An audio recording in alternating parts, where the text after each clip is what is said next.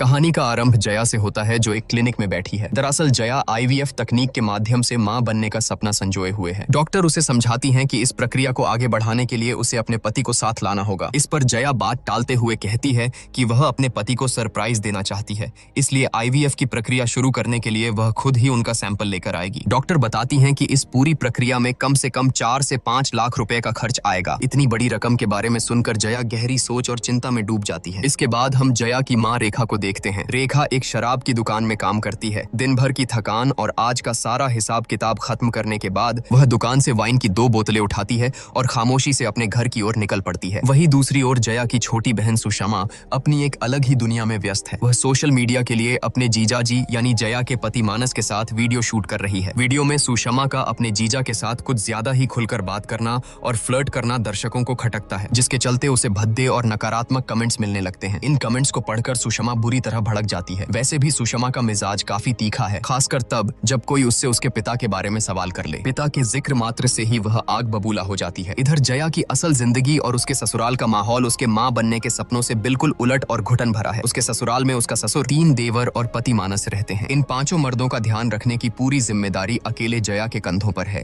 रात के सन्नाटे में जब जया ने मानस और अपनी बहन सुषमा का वह वीडियो देखा तो उसके दिल को गहरी ठेस लगी, लेकिन उसने अपना दर्द होठों पर ही दबा लिया और मानस से एक शब्द भी नहीं कहा। तभी उसके फोन की घंटी बजी। दूसरी तरफ उसकी मां रेखा थी, जो फूट फूट कर रो रही थी। रोते हुए रेखा ने जया से कहा कि वह सुषमा को भी कॉन्फ्रेंस कॉल पर ले। इन बातों के बीच यह भी साफ झलक जाता है कि जया और सुषमा के रिश्ते बेहद तल्ख हैं और दोनों बहनों की आपस में बिल्कुल भी नहीं बनती। खैर, जब तीनों कॉन्फ्रेंस कॉल पर जुड़ती हैं तो रेखा एक ऐसी खबर सुनाती है जो सन्न कर देने वाली थी। वह रोते हुए बताती है कि गुप्ता जी का निधन हो गया है। यह सुनकर जया उलझन में पड़ जाती है और पूछती है कि अगर पड़ोस में रहने वाले गुप्ता जी की मौत हो गई है तो मां इतना क्यों रो रही है। तब रेखा रुंधे गले से वह सच उगलती है कि गुप्ता जी की मौत हमारे घर के अंदर हुई है। यह सुनते ही दोनों बहनें अवाक रह जाती हैं। इस झटके के बाद अगले ही दिन जया और सुषमा अपनी मां के घर पहुंचती हैं। यहीं से रेखा के अतीत के पन्ने खुलते हैं और कहानी 22 साल पीछे चली जाती है। जब रेखा नई नवेली दुल्हन बनकर इस आदर्श कॉलोनी में आई थी तब उसका रहन सहन और तौर तरीके उस दौर के हिसाब से काफी ज्यादा मॉडर्न थे। उसके स्लीवलेस ब्लाउज और बेबाक अंदाज ने पूरी कॉलोनी का ध्यान उसकी ओर खींच लिया था। लोग उसे बुरी नजर वाली औरत मानकर बदनाम करने लगे थे। रेखा के पति का नाम सुकुमार था, जो रेलवे में नौकरी करते थे। मजे की बात यह थी कि रेखा के घर के ठीक सामने ही गुप्ता जी का मकान था। रेखा अक्सर अपनी अदाओं से गुप्ता जी को लुभाने की कोशिश किया करती थी। वह जानबूझकर अपनी बालकनी में बैठकर अपने पति सुकुमार की मालिश करती ताकि आस पड़ोस के लोग और खास तौर पर गुप्ता जी उसे ही देखते रहें। इस आग में घी का काम तब हुआ जब शादी के महज 7 महीने बाद ही रेखा ने जया को जन्म दे दिया। यह बात पूरी कॉलोनी में आग की तरह फैल गई कि रेखा शादी से पहले ही गर्भवती थी। इस घटना ने उसकी रही सही इज्जत भी मिट्टी में मिला दी। मोहल्ले की औरतें उससे इतनी चिढ़ने लगी थीं कि वे अपने घर के मर्दों को रेखा के साये से भी दूर रहने की ताकीद करती थीं। हालांकि रेखा का पूरा ध्यान गुप्ता जी को रिझाने पर ही लगा रहता था, लेकिन उस वक्त गुप्ता जी उसकी इन हरकतों पर ज्यादा तवज्जो नहीं देते थे। एक दिन रेखा के परिवार पर एक भयानक हादसा टूट पड़ता है। सुकुमार को बिजली का जोरदार करंट लग जाता है। उसे तड़पता देख उसकी मां उसे बचाने के लिए दौड़ती है और उसे पकड़ लेती है, लेकिन करंट इतना तेज था कि दोनों वहीं चिपक जाते हैं और मौके पर ही दोनों की दर्दनाक मौत हो जाती है। सुकुमार के गुजर जाने के बाद रेखा एक बार फिर गुप्ता जी का ध्यान अपनी ओर खींचने की कोशिश करती है, लेकिन गुप्ता जी उसे पूरी तरह नजरअंदाज करते हैं और वहां से चले जाते हैं। इसके बाद कुछ साल ऐसे ही गुजर जाते हैं, लेकिन आदर्श कॉलोनी में रेखा को लेकर खौफनाक अफवाहों का बाजार गर्म हो जाता है। मोहल्ले के लोगों ने उसे एक डायन का दर्जा दे दिया था, जिसके बारे में मशहूर था कि वह किसी को भी अपने वश में कर सकती है। कुछ का तो यहाँ तक कहना था कि रेखा कई गलत कामों में शामिल है और उसने अपने बगीचे में जो सुंदर फूल लगा रखे हैं उनके नीचे उसने न जाने कितने लोगों की लाशें दफनाई हुई हैं। अब कहानी वापस वर्तमान में आती है। अगले दिन जया और सुषमा अपनी मां के घर पहुंचती हैं। उनके सामने गुप्ता जी की बेजान लाश पड़ी थी और तीनों इसी उधेड़बुन में थीं कि अब इस मुसीबत से कैसे निपटा जाए। जया और सुषमा अपनी मां से पूछती हैं कि आखिर गुप्ता जी इतनी रात गए उनके घर आए ही क्यों थे। तब रेखा बीती रात का वह खौफनाक सच बताती है। उसने कहा कि कल रात गुप्ता जी अचानक दरवाजे पर आए। मुझे लगा कि उनकी बेटी की शादी होने वाली है, शायद उसी सिलसिले में कोई मदद या सामान मांगने आए होंगे, लेकिन जैसे ही मैंने दरवाजा खोला उनकी नीयत कुछ और ही थी। रेखा ने बताया कि गुप्ता जी ने उसे पकड़ने की कोशिश की और वह खुद को बचाते हुए अंदर भागी। गुप्ता जी उसके साथ जबरदस्ती करना चाहते थे। खुद की आबरू बचाने की इस जद्दोजहद में रेखा ने उन्हें जोर से धक्का दे दिया। गुप्ता जी जमीन पर गिरे और उसी पल उनकी मौत हो गई। पूरी बात सुनने के बाद जया ने समझदारी दिखाते हुए कहा कि अगर रेखा ने यह सब कुछ अपने बचाव में किया है तो उसे जेल नहीं होगी, इसलिए उन्हें पुलिस के पास जाकर सब सच बता देना चाहिए। लेकिन रेखा इस बात से साफ इनकार कर देती है। उसका कहना था कि कॉलोनी में उसकी जो बदनाम छवि है उसे देखते हुए पुलिस उसकी बात पर कभी यकीन नहीं करेगी। सुषमा भी अपनी मां की बात से सहमति जताते हुए कहती है कि पुलिस उनकी इस कहानी को नहीं मानेगी, इसलिए उन्हें खुद ही कोई दूसरा रास्ता खोजना होगा। तभी रेखा एक खतरनाक सुझाव देती है। वह कहती है कि कल वे लोग मिलकर गुप्ता जी की लाश को नहर में फेंक आएंगे। लेकिन सुषमा को इसमें भी खतरा नजर आता है। वह कहती है कि गुप्ता जी की पत्नी उन्हें ढूंढने की पूरी कोशिश करेगी और इससे बात बिगड़ सकती है। दृश्य बदलता है और हम गुप्ता जी की पत्नी को देखते हैं। सुबह सुबह वह अपने पति को घर में ढूंढ रही है। जब वह नहीं मिलते तो वह अनजाने में यही सोचती है कि शायद वह रोज की तरह जॉगिंग पर गए होंगे। इस बात से पूरी तरह बेखबर कि उसका पति अब इस दुनिया में नहीं है, वह वापस अपने घर के रोजमर्रा के कामों में लग जाती है। हमें पता चलता है कि गुप्ता जी की एक बेटी गोल्डी है और एक बेटा है। गोल्डी की शादी तय हो चुकी है और पूरा घर उसी की तैयारियों में व्यस्त है। इस बीच गुप्ता जी की पत्नी बार बार अपने पति को फोन मिला रही है, लेकिन कोई जवाब नहीं मिलता। हारकर वह एक ऑडियो मैसेज भेजती है। मैसेज में वह कहती है कि वह जानती है कि कल रात उन दोनों के बीच हुए भारी झगड़े की वजह से गुप्ता जी नाराज होकर चले गए हैं, लेकिन वह उन्हें चेतावनी देते हुए कहती है कि वे जहां भी हों तुरंत लौट आएं, क्योंकि आज उनके बेटे के ससुराल वाले आने वाले हैं और शादी की रस्में शुरू हो चुकी हैं। अगले ही दिन कहानी में महेश्वरी की एंट्री होती है, जो गुप्ता जी की पत्नी का भाई है। दिलचस्प बात यह है कि महेश्वरी और जया स्कूल में एक ही क्लास में थे। महेश्वरी मन ही मन जया को पसंद करता है, लेकिन जया के लिए वह हमेशा से सिर्फ एक दोस्त ही रहा है। परेशानी की बात यह है कि महेश्वरी अब पुलिस में सब इंस्पेक्टर बन चुका है। पुलिस की वर्दी में उसे देखते ही जया की धड़कनें तेज हो जाती हैं। उसे डर सताने लगता है कि कहीं महेश्वरी को गुप्ता जी के गायब होने का असली सच पता न चल जाए। उसी रात गुप्ता परिवार ने घर में एक जगराते का आयोजन किया है, जिसमें पूरी कॉलोनी के लोग व्यस्त हैं। मौके का फायदा उठाकर रेखा के घर में तीनों औरतें लाश को ठिकाने लगाने की योजना बना रही हैं। इस बीच गुप्ता जी की पत्नी लगातार उनके फोन पर मैसेज और कॉल किए जा रही है। चूंकि फोन सुषमा और जया के पास है, वे सारे मैसेज पढ़ रही हैं। दूसरी तरफ गुप्ता जी की पत्नी को जब अपने मैसेज पर सीन टिक दिखता है तो उसका पारा 7वें आसमान पर पहुंच जाता है। उसे लगता है कि गुप्ता जी जानबूझकर उसके मैसेज पढ़ रहे हैं और उसे इग्नोर कर रहे हैं। रात के अंधेरे में जैसे ही रेखा, जया और सुषमा गुप्ता जी के शरीर को ठिकाने लगाने के लिए पैक करने लगती हैं, तभी एक ऐसा वाकया होता है जिससे तीनों के पैरों तले जमीन खिसक जाती है। अचानक गुप्ता जी जोर से छींकते हैं। यह देखकर तीनों की सिट्टी पिट्टी गुम हो जाती है। उन्हें समझ आ जाता है कि जिसे वे मरा हुआ समझ रही थीं, वह गुप्ता जी दरअसल जिंदा हैं। अब उनकी परेशानी और खौफ पहले से 100 गुना ज्यादा बढ़ जाता है। इसी अफरा तफरी में सुषमा गुप्ता जी का फोन खंगालती है और एक चौंकाने वाला सच सामने आता है। फोन के मैसेज से पता चलता है कि गुप्ता जी खुद रेखा के घर नहीं आए थे, बल्कि रेखा ने ही मैसेज करके उन्हें रात को अपने घर बुलाया था। यह देखते ही जया का गुस्सा फूट पड़ता है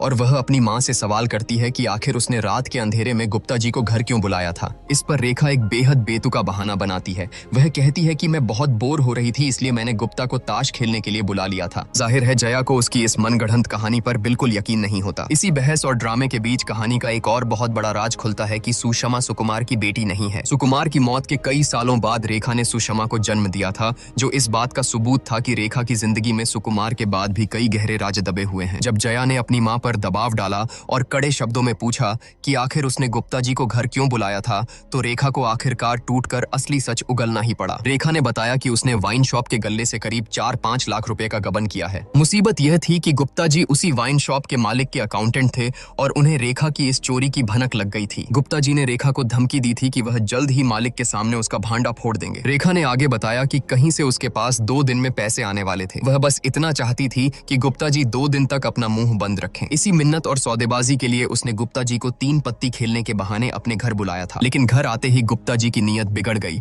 और उन्होंने रेखा के साथ जबरदस्ती करने की कोशिश की। अपनी इज्जत बचाने की जद्दोजहद में रेखा ने उन्हें धक्का दे दिया, जिससे गुप्ता जी की यह हालत हो गई। रेखा ने जया को समझाया कि उसे हर हाल में गुप्ता जी को अगले 2 दिन तक यहीं छुपा कर रखना होगा, क्योंकि अगर वे बाहर गए तो वाइन शॉप के मालिक को सब सच पता चल जाएगा और रेखा जेल चली जाएगी। यह सब सुनकर जया गुस्से से लाल हो गई। वह अपनी मां के इस दलदल और अपराधों का हिस्सा नहीं बनना चाहती थी। उसने तुरंत अपना बैग उठाया और वहां से जाने लगी। लेकिन तभी रेखा ने अपना सबसे बड़ा दांव चला। उसने जया की दुखती रग पर हाथ रखते हुए कहा कि तुझे भी तो 4-5 लाख रुपए की जरूरत है ना। रेखा ने लालच दिया कि जैसे ही उसके पास पैसे आएंगे वह जया की जरूरत पूरी कर देगी। आईवीएफ के लिए पैसों की अपनी मजबूरी के आगे जया का जमीर हार गया और वह वहीं रुकने के लिए राजी हो गई। खतरा यह था कि गुप्ता जी अब जिंदा थे, इसलिए उन्हें लगातार बेहोश रखने के लिए तीनों ने मिलकर उन्हें भारी मात्रा में कॉफ सिरप पिला दिया ताकि वह बिना आवाज किए सोते रहें। अगली सुबह जब गुप्ता जी की बेटी गोल्डी सुषमा से बात कर रही होती है तो यह देखकर गुप्ता जी की पत्नी का पारा 7वें आसमान पर पहुंच जाता है। वह गोल्डी को सुषमा से बात करने के लिए जमकर डांटती है। दरअसल गुप्ता जी की पत्नी के मन में यह अंधविश्वास घर कर गया है कि रेखा जादू टोना करती है। उसे पूरा यकीन है कि गोल्डी की शादी में रुकावट डालने के लिए रेखा ने ही गुप्ता जी पर कोई काला जादू कर दिया है, जिसके असर से वे रूठ कर कहीं चले गए हैं। अपने इसी शक को पुख्ता करने और इसका तोड़ निकालने के लिए वह एक तांत्रिक बाबा की शरण में पहुंच जाती है। दरअसल सुषमा पर सोशल मीडिया पर रातों रात मशहूर होने की धुन सवार थी। जब उसके आम वीडियोस पर कोई खास ध्यान नहीं दे रहा था तो वायरल होने की हसरत में उसने सारी हदें पार कर दी। उसने एक लड़की के साथ 5 मिनट तक किस करते हुए अपना एक वीडियो अपलोड कर दिया। उसका यह पैंतरा काम तो कर गया और वीडियो जंगल की आग की तरह वायरल हो गया, लेकिन इसके साथ ही उसकी भयंकर बदनामी भी हुई। मोहल्ले वालों ने इस हरकत पर जमकर बवाल काटा। उनका मानना था कि अगर सुषमा जैसी लड़की इस आदर्श कॉलोनी में रही तो उनके घर के लड़के बिगड़ जाएंगे। लोगों के भारी दबाव और ताने सुनकर मजबूरन रेखा को सुषमा को घर से निकालना पड़ा और उसने उसे जया के पास उसके ससुराल भेज दिया। लेकिन वहां जाकर भी सुषमा अपनी हरकतों से बाज नहीं आई। वह अपने जीजा जी मानस के साथ ही रील्स और वीडियो बनाने लगी जो जया को अंदर ही अंदर बुरी तरह खटकता था। इसी वजह से वह सुषमा से बहुत ज्यादा चिढ़ने लगी थी। वर्तमान में जया के फोन पर उसके ससुर का कॉल आता है। फोन उठते ही वे जया पर बरस पड़ते हैं कि आखिर वह बिना किसी को बताए घर से बाहर कदम कैसे रख सकती है। जया अभी इस डांट का कोई जवाब सोच ही रही थी कि अचानक गुप्ता जी की पत्नी धड़धड़ाते हुए उनके घर में घुस आती है। गुप्ता जी की पत्नी को पूरा यकीन था कि रेखा और उसकी बेटियों ने उनकी बेटी गोल्डी की शादी रोकने के लिए कोई काला जादू किया है। वह इसी जादू टोने का असर काटने के लिए घर में कुछ छिपाने आई थी। जया और रेखा किसी तरह उसे रोककर घर से बाहर निकालते हैं, लेकिन बाहर निकलते निकलते गुप्ता जी की पत्नी के होश उड़ जाते हैं। उसे उस घर के अंदर से एक जानी पहचानी महक आ रही थी। यह हूबहू वही खुशबू थी जिस तेल को गुप्ता जी अपने बालों में लगाते थे। यह सूंघते ही उसका शक पुख्ता हो जाता है कि गुप्ता जी जरूर इस घर में आए थे। अपने इसी शक को दूर करने के लिए गुप्ता जी की पत्नी अपने भाई महेश्वरी से कहती है कि वह जया के साथ अपनी पुरानी दोस्ती का बहाना बनाकर उस घर के अंदर जाए और सुराग ढूंढे। महेश्वरी अपनी बहन के कहने पर जया के घर पहुंचता है, लेकिन जया बहुत चालाकी से उसे दरवाजे पर ही रोक देती है। वह बहाना बनाती है कि उसे अपने पुराने स्कूल जाना है। महेश्वरी उसे अपने साथ स्कूल ले जाता है, जहां दोनों बचपन की पुरानी यादें ताजा करने लगते हैं। स्कूल से लौटने के बाद महेश्वरी जया को वापस घर छोड़ने आता है, लेकिन वहां पहले से ही एक नया बखेड़ा खड़ा था। जया का पति मानस वहां पहुंच चुका था। जब मानस अपनी पत्नी को महेश्वरी के साथ आते देखता है तो जलन और गुस्से से तिलमिला उठता है। घर के अंदर घुसते ही मानस जया पर सवालों की बौछार कर देता है और पूछता है कि आखिर वह अपने मायके में क्यों रुकी हुई है। स्थिति को बिगड़ता देख रेखा तुरंत बीच बचाव करती है। वह मानस से झूठ कहती है कि उसने ही जया को यहाँ रुकने के लिए कहा था, क्योंकि वह अपनी जिंदगी में बहुत अकेलापन महसूस कर रही थी और उसके पास अपना दर्द बांटने या बात करने के लिए कोई नहीं था। रेखा की भावुक बातें सुनकर मानस का दिल पिघल जाता है। जब रेखा कहती है कि वह आज रात मानस की पसंद का चिकन बनाएगी तो मानस तुरंत वहीं रुकने का फैसला कर लेता है। लेकिन मानस के इस फैसले के पीछे केवल भावनाएं या चिकन का लालच नहीं था। उसके दिमाग में एक शातिर चाल चल रही थी। अकेला पाकर मानस अपने पिता को फोन मिलाता है और कहता है कि रेखा का यह घर बहुत कीमती और शानदार है। वह अपने पिता को यह लालच देता है कि अगर वे लोग चालाकी से इस घर को बिकवा दें तो उन्हें बहुत मोटा कमीशन मिलेगा। उसका प्लान यह था कि घर बेचने के बाद वे रेखा को किसी सस्ते से किराए के मकान में धकेल देंगे। इसी साजिश को अंजाम देने के लिए मानस अपने पिता से कहता है कि वह कुछ दिन अपनी सास के घर ही रुकेगा। मानस के वहां रुक जाने से रेखा, जया और सुषमा की मुसीबतें आसमान छूने लगती हैं। सबसे बड़ा खतरा यह था कि गुप्ता जी को उन्होंने किचन में छुपा रखा था। अगर मानस गलती से भी किचन में चला गया और उसने गुप्ता जी को देख लिया तो सारा खेल वहीं खत्म हो जाएगा। इसलिए तीनों की सांसें अटकी रहती हैं और वे हर मुमकिन कोशिश करती हैं कि मानस किचन के आसपास भी न फटके। इसी बीच हम देखते हैं कि रेखा छुपकर किसी से फोन पर बात कर रही है। वह फोन पर सामने वाले से कह रही थी कि 2 दिन बाद वह पैसे लेकर आ जाए। वह रहस्यमयी शख्स कौन था यह अभी पर्दे के पीछे ही है। कहानी में एक और जबरदस्त ट्विस्ट तब आता है जब गुप्ता जी की पत्नी के फोन पर एक अनजान मैसेज आता है। मैसेज में लिखा था कि गुप्ता किडनैप हो चुका है। अगर अपने पति की सलामती चाहती हो तो 5 लाख रुपए लेकर बताई गई जगह पर आ जाना। जब गुप्ता जी की पत्नी घबराकर यह बात अपने भाई महेश्वरी को बताती है तो वह भी सन्न रह जाता है। अब तक उसे लग रहा था कि जीजा जी सिर्फ रूठ कर गए हैं, लेकिन अब मामला अपहरण और फिरौती तक पहुंच चुका था। इस गहमा गहमी के बीच कहानी कहानी एक बार फिर रेखा के बीते हुए कल की झलक दिखाती है। सुकुमार की मौत के बाद पेट पालने के लिए रेखा ने कई तरह के व्यापार आजमाए थे। शुरुआत में उसने घर घर जाकर नाइटी बेचने का काम किया, फिर उसने एक साइबर कैफे खोल, लेकिन वहां वह ग्राहकों को चोरी छिपे गंदे वीडियो दिखाती थी। जब कॉलोनी वालों को इसकी भनक लगी तो उन्होंने जमकर बवाल काटा और उसका कैफे हमेशा के लिए बंद करवा दिया। रात के गहरे सन्नाटे में महेश्वरी ने किडनैपर को रंगे हाथों पकड़ने के लिए एक अचूक जाल बिछाया। वह उस सुनसान जगह पर जाकर छिप गया जहां किडनैपर ने पैसे मंगवाए थे। कुछ ही देर में गुप्ता जी की पत्नी और बेटी खौफ के साये में वहां पहुंचती हैं और कांपते हाथों से 5 लाख रुपए से भरा थैला तय की गई जगह पर रखकर चली जाती हैं। उधर दूसरी तरफ घर में एक अलग ही रहस्य पनप रहा था। रात के अंधेरे में रेखा दबे पांव बिना किसी को भनक लगे घर से बाहर निकलती है, लेकिन जया की नजर उस पर पड़ जाती है। शक के मारे जया चुपचाप अपनी माँ का पीछा करने लगती है। घर में हो रही इस हलचल को सुषमा भी भांप लेती है और वह भी बिना कोई आवाज किए जया और अपनी माँ के पीछे पीछे चल पड़ती है। रेखा चलते चलते उसी वाइन शॉप के पास पहुंचती है जहां वह काम करती थी। इससे पहले कि रेखा कुछ समझ पाती, जया और सुषमा भी वहां पहुंच जाती हैं और उसे घेर लेती हैं। जया सीधे सवाल दागती है कि आखिर वह आधी रात को यहाँ क्या कर रही है। तभी वहां एक अनजान शख्स की एंट्री होती है। ये आदमी रेखा का प्रेमी था और सबसे बड़ा सच ये था कि यही सुषमा का असली पिता था। सुकुमार की मौत के बाद रेखा का इस आदमी के साथ अफेयर शुरू हुआ था। इस शख्स ने रेखा को यह कहानी सुना रखी थी कि वह एक अंडरकवर एजेंट है और हमेशा खुफिया मिशन पर रहता है। उसने रेखा को यकीन दिलाया था कि अब उसका मिशन खत्म हो चुका है और वे दोनों हमेशा के लिए एक साथ रहकर अपना परिवार पूरा करेंगे। जया के दिमाग में शक की घंटी बजती है। वह तुरंत उस आदमी पर इल्जाम लगाती है कि कहीं इसी ने तो किडनैपर बनकर गुप्ता जी की पत्नी से पैसे नहीं मांगे। ये सुनते ही वह आदमी भड़क उठता है। जया जब पुलिस की धमकी देती है तो वह आदमी अजीब सी बातें करने लगता है। वह कहता है कि जया कभी जेल नहीं गई, इसलिए उसे जेल की खौफनाक असलियत का अंदाजा नहीं है। जया अभी उसकी बातों का मतलब समझ ही रही थी कि सबसे बड़े झूठ से पर्दा उठता है। वह आदमी कोई अंडरकवर एजेंट नहीं बल्कि एक शातिर वांटेड मुजरिम था। पुलिस उसे हर जगह तलाश रही थी। वह रेखा से कोई प्यार नहीं करता था। वह सिर्फ रेखा को अपने जाल में फंसाकर उसके पैसे लूटकर भागने की फिराक में था। यह खौफनाक सच सुनकर रेखा के पैरों तले जमीन खिसक गई। जिस इंसान पर उसने आंख मूंद कर भरोसा किया था वह एक फरेबी निकला। अब उस मुजरिम ने अपना असली रंग दिखाया और रेखा से उन पैसों की मांग की। जब रेखा ने पैसे देने से इनकार किया तो उस बेरहम बाप ने अपनी ही सगी बेटी सुषमा की गर्दन पर चाकू रख दिया। अपनी बेटी की जान खतरे में देख रेखा बेबस हो गई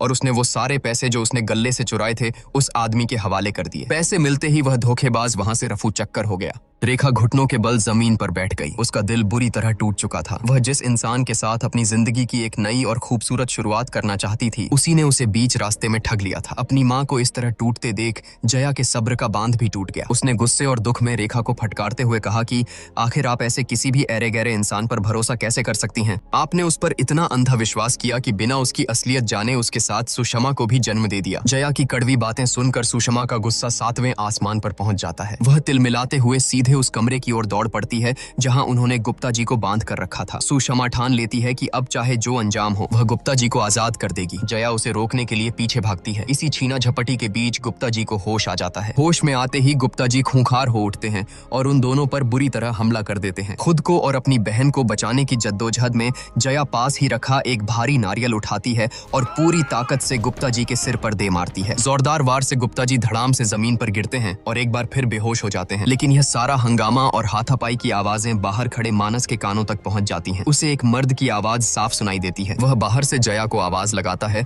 और उस पर एक बेहद शर्मनाक और नीच इल्जाम मढ़ते हुए कहता है कि मुझे अंदर से किसी मर्द की आवाज आ रही है। पक्का तू अंदर किसी गैर मर्द के साथ रंगरलियां मना रही है। अपने ही पति के मुंह से अपने चरित्र पर यह लांछन सुनकर जया के भीतर सालों से उबल रहा ज्वालामुखी आखिरकार फट पड़ता है। वह बाहर आती है और मानस को तुरंत वहां से दफा हो जाने के लिए कहती है। मानस इस बगावत को देखकर सन्न रह जाता है और अपनी मर्दानगी की अकड़ में धमकी देता है कि अब वह आइंदा जया को कभी अपने घर वापस नहीं ले जाएगा। इस पर जया एक ऐसी दहाड़ मारती है जिसने मानस के होश उड़ा दिए। वह कहती है कि मुझे तुम्हारे साथ वापस आना भी नहीं है। तुम एक नंबर के घटिया, नीच और गिरे हुए इंसान हो। जया आज रुकने वाली नहीं थी।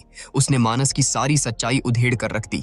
उसने चिल्लाते हुए कहा कि हमें आज तक बच्चा मेरी वजह से नहीं तुम्हारी वजह से नहीं हो रहा है। कमी तुम में है। तुमने शराब पी पी कर अपना शरीर और अपनी सेहत पूरी तरह खोखली कर ली है। तुम इतने बेशर्म इंसान हो कि अपनी ही पत्नी के सामने उसकी बहन पर बुरी नजर डालते हो और फ्लर्ट करते हो। तुमने मुझे कभी पत्नी का दर्जा दिया ही नहीं, बस घर की मुफ्त की नौकरानी बनाकर रखा है। जया रोते हुए वह सच भी उगल देती है जो उसने सालों से अपने सीने में दफन कर रखा था। वह बताती है कि उसने मानस से कोई प्यार व्यार नहीं किया था, बल्कि समाज की झूठी इज्जत पाने के लिए यह समझौता किया था। दरअसल मानस जया की एक सहेली को देखने आया था, लेकिन उसकी नीयत जया पर डोल गई। जब यह बात फैली तो समाज ने सारा दोष जया पर मढ़ दिया। अपनी माँ की तरह बदनामी का दाग लगने के खौफ से जया ने इस रिश्ते के आगे घुटने टेक दिए और मानस से शादी कर ली। वह सिर्फ बदनामी से बचने के लिए उसे झेल रही थी, लेकिन आज जया को समझ आ गया था कि इस घुटन भरे रिश्ते में रहकर वह कभी खुश नहीं रह पाएगी। उसने पूरे आत्मविश्वास के साथ मानस को घर से धक्के मारकर निकाल दिया और ऐलान कर दिया कि वह बहुत जल्द उसे तलाक के कागजात भेज देगी। भारी बेइज्जती के बाद मानस चुपचाप वहां से खिसक लेता है। मानस के जाने के बाद सुषमा रोते हुए जया के पास आती है। वह जया के गले लगकर सफाई देती है कि उसके और जीजाजी के बीच कोई गलत रिश्ता नहीं था। उसने कबूल किया कि वह बस सोशल मीडिया पर वायरल होने और व्यूज पाने की अंधी दौड़ में अंधी हो गई थी और इसीलिए वह मानस के साथ ऐसे भद्दे वीडियो बना रही थी। उसके दिल में मानस के लिए रत्ती भर भी कोई जज्बात नहीं है। अगली सुबह जब रेखा की आंख खुलती है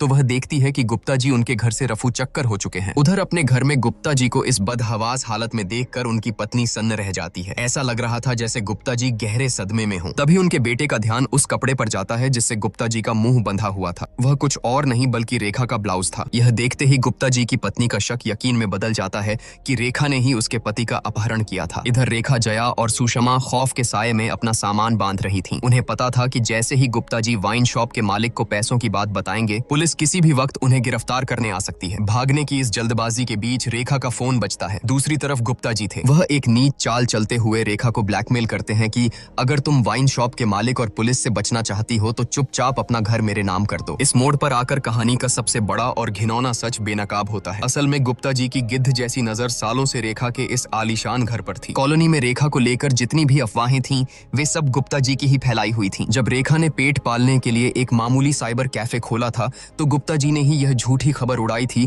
कि वहां गलत काम होते हैं, जिससे लोगों ने कैफे बंद करवा दिया था। रेखा ने कभी भी गुप्ता जी को रिझाने की कोशिश नहीं की थी। ये सारे किस्से गुप्ता जी के खुराफाती दिमाग की उपज थे। उनका इकलौता मकसद रेखा को इतना बदनाम और लाचार कर देना था कि वह तंग आकर इस घर को छोड़ दे और गुप्ता जी इस पर कब्जा कर लें। यह कड़वा सच जानकर रेखा तनाव में आ जाती है, लेकिन एक माँ कभी हार नहीं मानती। वह अपनी बेटियों से कहती है कि तुम दोनों यहाँ से चली जाओ, मुझे जेल भी हो जाए तो कोई परवाह नहीं, लेकिन मैं यह घर उस लालची गुप्ता को कभी नहीं दूंगी। ये मेरा और मेरी बेटियों का घर है। रेखा की यह हिम्मत देखकर जया के दिमाग में एक जबरदस्त मास्टर प्लान आता है। इत्तेफाक से उस दिन गुप्ता जी का पूरा परिवार एक फंक्शन के लिए बाहर गया हुआ था। मौके का फायदा उठाकर वे तीनों तैयार होती हैं और गुप्ता जी को अपने घर बुलाती हैं। गुप्ता जी की ठरक का फायदा उठाते हुए वे उनके साथ फ्लर्ट करती हैं। गुप्ता जी डांस देखने की फरमाइश करते हैं तो वे तीनों डांस भी करती हैं और गुप्ता जी की मालिश भी करती हैं। लेकिन गुप्ता जी इस बात से पूरी तरह बेखबर थे कि कमरे में एक खुफिया कैमरा लगा हुआ है। जया तुरंत वह वीडियो रिकॉर्ड करके महेश्वरी और गुप्ता जी की पत्नी को भेज देती है। वीडियो देखते ही गुप्ता जी की पत्नी आग बबूला होकर वहां पहुंचती है।